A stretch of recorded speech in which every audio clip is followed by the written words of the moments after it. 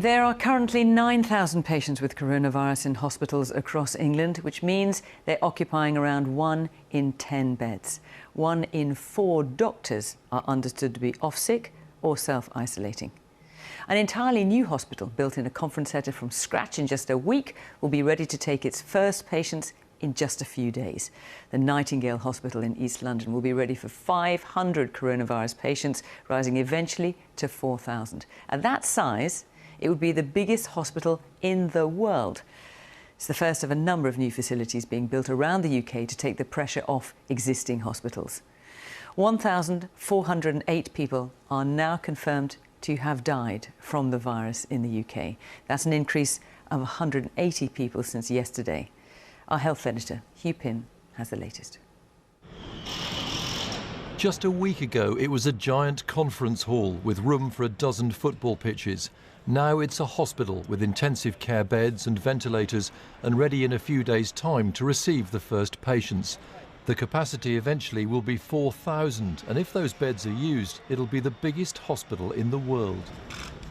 Sir Simon Stevens, head of NHS England, toured the site at London's Excel Centre today as it was announced the number of patients was increasing by 1,000 a day. Today there are over 9,000 positive coronavirus patients in hospitals across England, and we know that number is only going to increase. That's why what you see here is a mass mobilisation taking place right across the country, but also at these new Nightingale hospitals. This has been an extraordinary team effort on the part of nurses and doctors and therapists and pharmacists across London, but also volunteers and paramedics and people returning to help. The first staff were applauded in today. Volunteers from other hospitals and recently retired doctors and nurses will be caring here for seriously ill COVID-19 patients at what's now called the Nightingale Hospital. So it was an Arctic lorries here last Tuesday, Wednesday when I was first here, and now we've got fully ready to take some patients. Now there's still a lot more work yet to be done, but huge progress about building a hospital in London, Nightingale London, in just less than 2 weeks. It is unbelievable. This is what the hospital could look like when it's finished, with thousands of beds and a mortuary. Army staff are working with the NHS team to make it a reality. It's in the heart of London's Docklands with business hotels all around. And the fact that they've transformed this conference centre into a giant hospital so quickly shows how serious they think the pressure on the NHS could be. Birmingham's National Exhibition Centre will house a Nightingale Hospital, so too the Central Convention Centre in Manchester. The SEC in Glasgow will also become a temporary hospital in 2 weeks' time, with space for up to 1,000 patients. The Principality Stadium in Cardiff is set to be used as an NHS field hospital, and in Belfast a coronavirus assessment centre will open this week. There may be plenty of new hospital beds, but staffing is a problem, with one estimate that a quarter of doctors are off with the virus, or because a member of their household is unwell. I've been off work for a week now because my partner had a temperature last Monday, so I self-isolated like you're supposed to do. But I've been feeling really fine. I had a very mild cough last week, so I probably did catch it, and by the rules, had I been able to be tested soon enough, I could have proved that and gone back to work after a week of isolation. Freelance health workers known as locums are frustrated because they feel they don't have adequate legal and financial protection. It is vital that the government protect us and give us all of the equipment, and that includes both sick pay and workers' protections, as well as the kit that we need to be able to do our jobs to the best of our ability. The lack of protective kit is still said to be a problem by some doctors, nurses and care workers. Most are anxious about what the next weeks will bring. They know that this new hospital and many others could fill up quickly with very sick patients, some of whom will not survive their stay. Hugh Pym, BBC News, at the Nightingale Hospital in London's Docklands. Well, the social distancing that we're all enduring is having an effect and has reduced the number of contacts between us all in the last week. The Chief Scientific Advisor, Sir Patrick Vallance, says he still expects the number of infections and deaths to rise over the next 2 to 3 weeks, but the number of infections is not accelerating at the moment, and Sir Patrick urged us all to continue to stay home. Here's our political editor, Laura Koonsberg. We've got Oscar Mays, give me a wave, and then we've got Sebi Mays, give me a wave.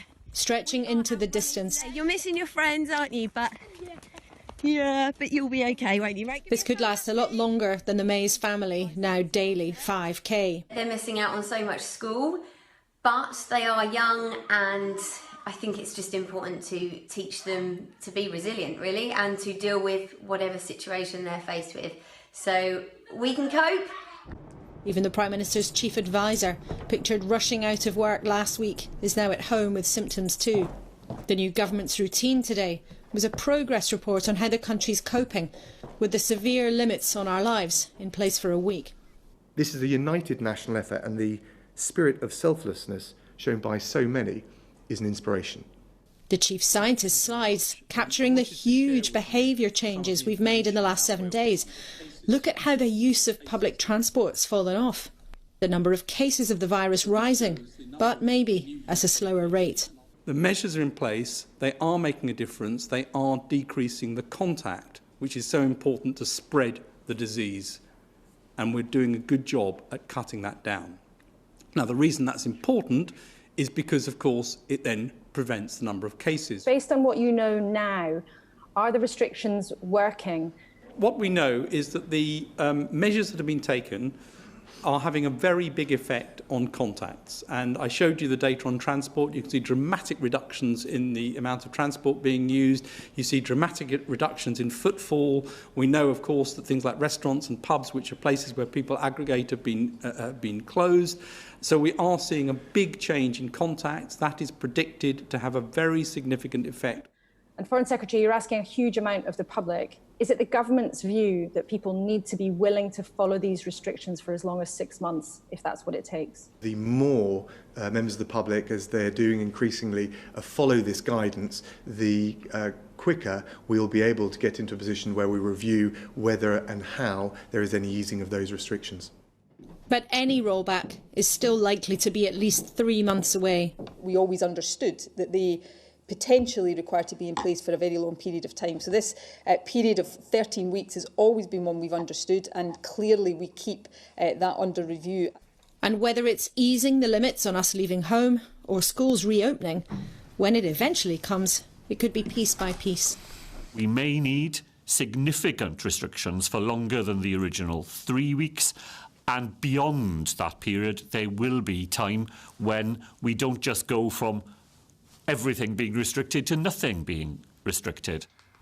Here's me standing, walking round my garden. Routine's the key to coping, for 80-year-old Hector Woodhouse in Linlithgow at least. But he has another piece of advice as well.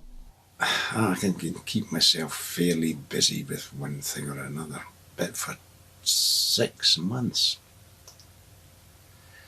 you've got to try and keep up your sense of humour, I suppose. Laura Koonsberg, BBC News. Our health editor Hugh Pym is with me here. Hugh, we could all do the sense of humour, I think, at the moment. I mean, just listening to Sir Patrick Vallance, there are signs of some very cautious optimism this evening. And, of course, this new hospital in London is a hugely impressive achievement. Well, that's right, Fiona. Very impressive going there today. Comparisons have been drawn by some with that hospital in China that was built in less than 2 weeks.